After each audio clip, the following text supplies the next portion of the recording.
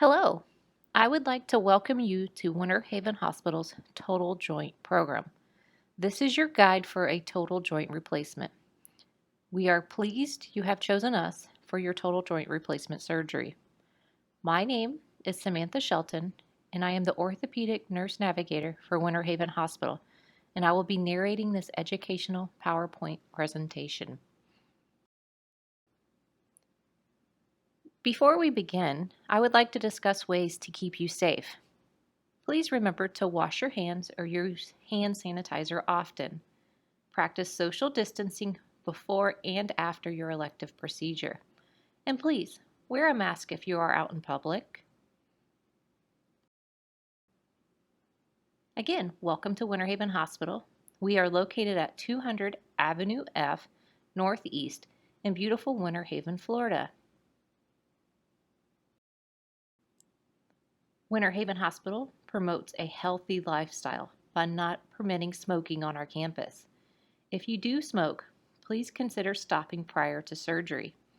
Please notify your nurse if you will require a nicotine patch during your stay. Now we'll be preparing you for surgery.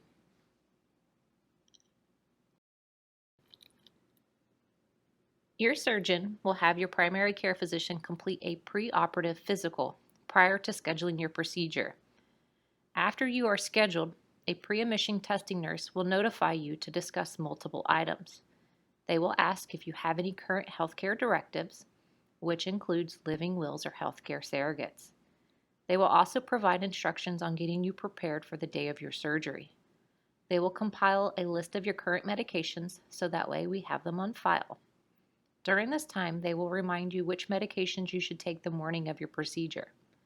They will ask you if you have noticed any physical changes, such as new onset of cough, sore throat, or rash, so that they can notify your surgeon. If you have noticed any new changes like these prior to their call, please call your surgeon's office with this information. Preparing your home for your return after surgery. Now would be a good time to assess your home for possible tripping hazards, such as throw rugs or items in your path of walking. After discharge, you'll be using a walker to assist you with your mobility, so it is important that you have clear walking paths to get around your home safely. Stock up on items and meal prep for after surgery so that you can comfortably stay home for at least 2 weeks after your procedure.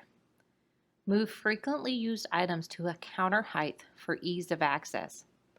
Items we suggest you to bring to the hospital include your favorite toiletries, loose-fitting clothing to wear home, CPAPs or any other breathing devices that you may use at night, a photo ID, insurance card, and a credit card if you would like to have your prescriptions filled with our on-site Publix pharmacy. You may bring any electronic devices such as cell phones, tablets, or laptops. We do offer free Wi-Fi for your use during your stay. We ask that you please leave home any cash, jewelry, or valuables for safekeeping. Also, please leave your medications at home. We will provide you with the medications you will require during your stay. Your hospital stay. Ways we will ensure your safety include asking you your name and date of birth before we begin any treatments or procedures. You will see us frequently wash our hands, and before any procedures, we will confirm with you what procedure we are completing, your name and date of birth, and to what site we are performing the procedure on. We ask that you call for assistance to prevent falls. Please press your nurse call light if you would like to get up to go to the restroom, get up to your chair, or even just to go for a walk. Certain medications that may be in your system increase your risk for falls, so please do not overestimate your ability to function. We are more than happy to assist you while you're here. During your stay, you will require many medical devices to be attached to you. You will have an IV infusing fluids or medications into your vein. Oxygen will be applied before you are moved into the operating room. After waking up from your procedure, you may have a drain coming from your surgical site. These are there to assist with draining off excess fluids and are usually removed the next day by your floor nurse. Most patients do not require a Foley catheter after surgery unless their procedure was longer than expected or if there is a pre-existing condition that requires its use. Decreasing the risk of pneumonia. You will be at an increased risk of developing pneumonia due to decreased mobility from your procedure. As we move, we tend to take deeper breaths than if we were just sitting around.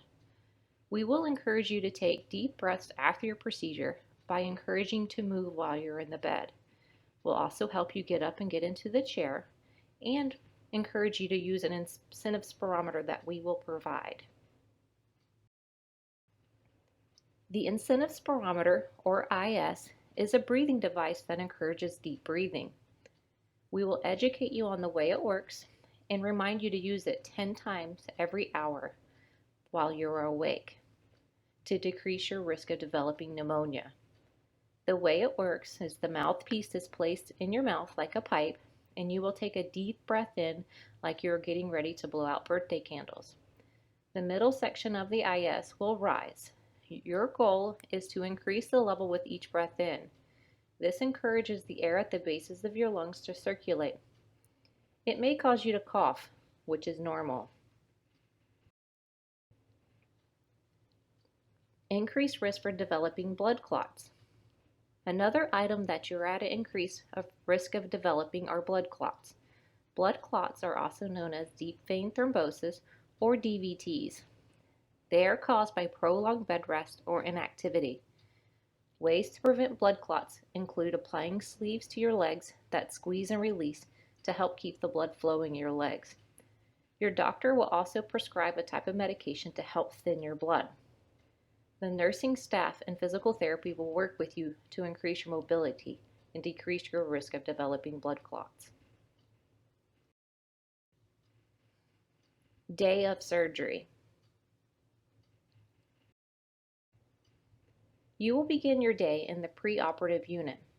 You will be asked to change into a hospital gown, and the nurse will start an IV, obtain any needed additional lab work, complete any needed paperwork, and ask you to sign consents related to your procedure.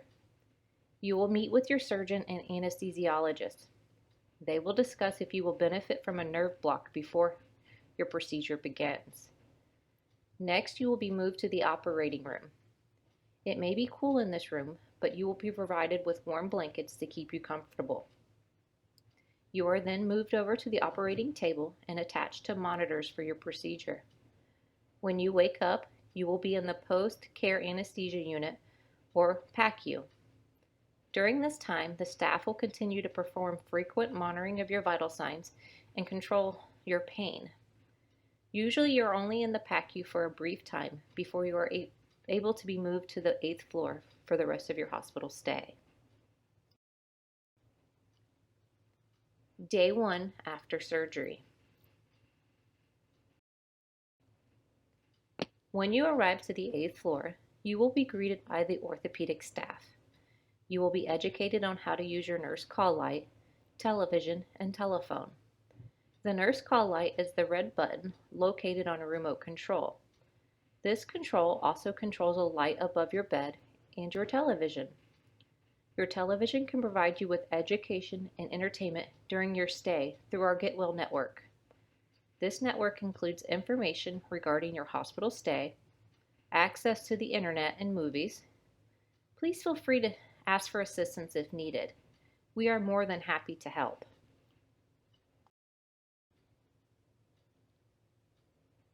Physical therapy usually begins the same day of your surgery. They will come in and educate you on how to safely get up, exercise, and perform activities of daily living. The nursing staff will continue to help with any pain management during your stay. They may remove any drains or IV lines as ordered by your physician. Your physician will start you off on a clear liquid diet, and your nurse will slowly advance your diet to regular if you're seeing that you're able to tolerate food. Please remember that you are at an increased risk for falls. Please do not get up by yourself. Use your nurse call light to call for assistance.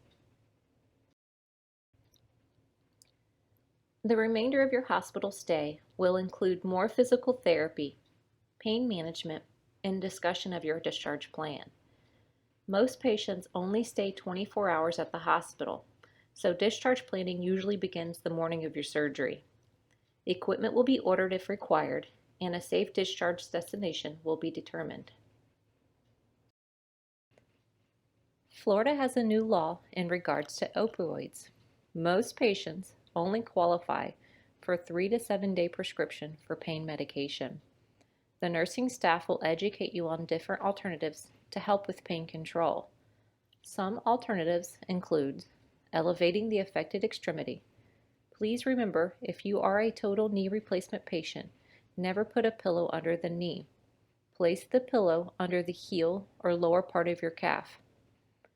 Deep breathing techniques are useful, as well as exercises. Your nursing staff will inform you if your surgeon approves of the use of ice to your operative site. Discharge day.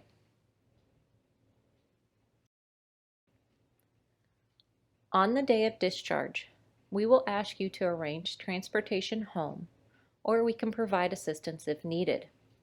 Your physician may prescribe some medications for discharge, such as blood thinners, stool softeners, and pain medications.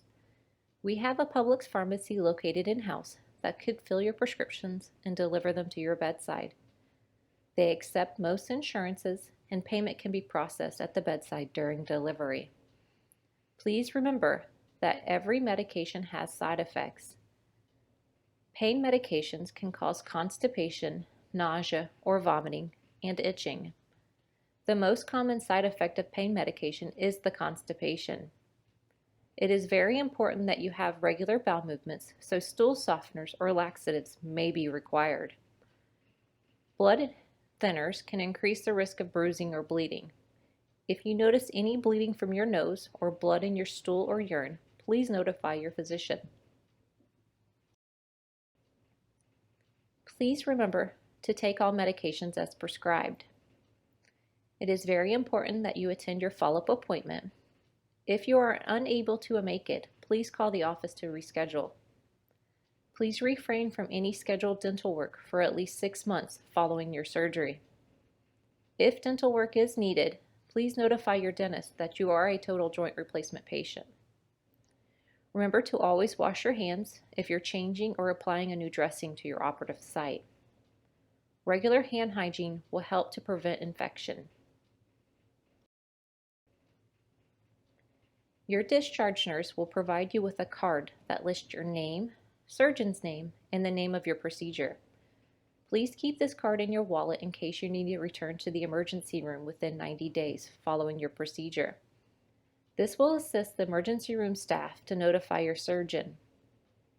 If you happen to forget the card, please inform the emergency room staff that you are a recent total joint replacement patient and to have them notify your surgeon. If you provided your email address during the admitting process, you will receive a link to access the patient portal. This service allows you to view your medical records during your stay. It is a wonderful way to keep yourself informed with your healthcare history. Shortly after discharge, you may receive a survey regarding your hospital stay. Please take a moment to let us know how we did. This will allow us to see how well we are doing and if there's any things we can improve upon. We value your insight. Home health care. Our care transition coordinator will meet with you during your stay. They will help to arrange any home health care that may be needed or outpatient care that was prescribed by your physician. They will also arrange delivery of any required equipment before you discharge home. Durable medical equipment, or DME. Your physician may order equipment to ensure a safe discharge. Please remember to save this equipment for a later use. Most insurances only cover the cost of equipment once every 5 years. Some equipment, such as the hip kit, elevated toilet seat, and shower chair, are not covered by insurance. If any of this equipment is required, the nursing staff can recommend places for purchase. Most total joint replacement patients will require equipment. A standard walker, bedside commode, and single-point cane is required for total knee and total hip replacement patients. If you have a walker at home, please let the nursing staff know if it has wheels. Walkers with wheels encourage the patient to walk faster than what may be safe, and a standard walker may need to be ordered to help maintain safety. The bedside commode is usually utilized over the top of home toilets to increase the height and provide safe armrests to assist with balance and transfers. A hip kit is usually utilized by hip replacement patients. This kit consists of several tools to help with activities of daily living, such as assisting with placing on socks and shoes, reaching for dropped items, and bathing. Please remember that insurance does not cover this kit, but it can be purchased for a small fee. The hospital keeps a small stock of these and it can be billed straight to you. Please let your nursing staff know if you are interested in a hip kit. Physical therapy. It is important that you begin with some pre-operative strengthening exercises now. Each of these exercises should be done with both the affected and non-affected side to increase patient outcomes. The reason for both sides to be exercises is to increase the strength in the non-affected side and provide you with more balance and tolerance after your procedure. If you experience pain with any of these exercises, please stop the movement until you are able to complete the exercise without pain. Expectations for physical therapy. Therapy will work with you the same day as surgery. They may even get you up and help you to walk a few steps. During your hospital stay, you will learn how to safely walk, transfer positions, and climb or descend stairs. Physical therapy will teach you how to safely walk with your walker. They will also provide you with a belt called a gait belt to help ensure your safety while walking. Physical therapy will teach you how to climb and descend stairs if needed. A common way to remember the technique is up with the good and down with the bad. This refers stepping up on the step with your good leg or your non-operative leg, and then following up with the surgical leg while holding onto the stair railing. If you are descending the stairs, the technique would be reversed. You would step down with the bad leg or operative leg, and then follow down with the good leg while holding onto the railing. Physical therapy will teach you how to safely transfer in and out of your car. They will use a simulated car that can be adjusted to the same height of your automobile. This car is located in the therapy gym on the 8th floor. Therapy will educate you on appropriate clothing choices to use at home. They will recommend loose-fitting, comfortable clothes. Stretchy shorts and pants with an elastic waistband are usually the best. Closed-toe, supportive shoes and sneakers are the safest. Elastic shoelace sneakers are great as long as the shoes are maintained snugged against the foot and not loose. Some things to consider about your home environment include if you have stairs, and if so, how many? Is there a railing for your stairs? How high are your chairs and toilets? It may be difficult to get into and out of a lower seat after surgery. How high is your bed, and what side of the bed will you be getting out of in the mornings? These items may seem like nothing now, but may cause you grief after your procedure. Ways to prevent falls in the home include removing any items from your pathway. Things blocking the path may cause you to trip if you are using your walker. Remove small throw rugs. They may become tangled in the base of your walker, which can cause you to fall. Make sure all areas have adequate lighting to help you move throughout your home safely. Install safety bars in bathroom if needed. Apply and use non-slip grippers in the showers and tubs. Install handrails by stairs if needed. And always carry a cell phone in case of emergency does occur. Some tasks to accomplish before discharge include being able to get in and out of bed with assistance, walk approximately 150 feet, be able to get up and go to your restroom with assistance, transfer on and off the toilet with assistance, maneuver stairs if required. It's always best to have someone there for the first 24 to 48 hours to help provide one-on-one assistance, and then someone as needed for the next 7 days following your procedure. Some important take-home points for a safe discharge includes removing items from the pathway, such as throw rugs, cords, or furniture, placing frequently used items at a counter height level for ease of access, carrying a cell phone at all times. Start your pre-operative exercises now to increase strength and endurance. You can go ahead and call your insurance to verify your covered benefits. Develop a tentative discharge plan with your surgery. And finally, remember to set a goal for after your procedure, but please make sure to keep it obtainable. Again, this is Samantha Shelton, Orthopedic Nurse Navigator for Winter Haven Hospital. It has been my pleasure presenting this educational presentation with you regarding total joint replacement. Please feel free to call or email me with any questions. My telephone number is 863-297-1808. I'm usually available Monday through Friday, 8 a.m. to 2 p.m.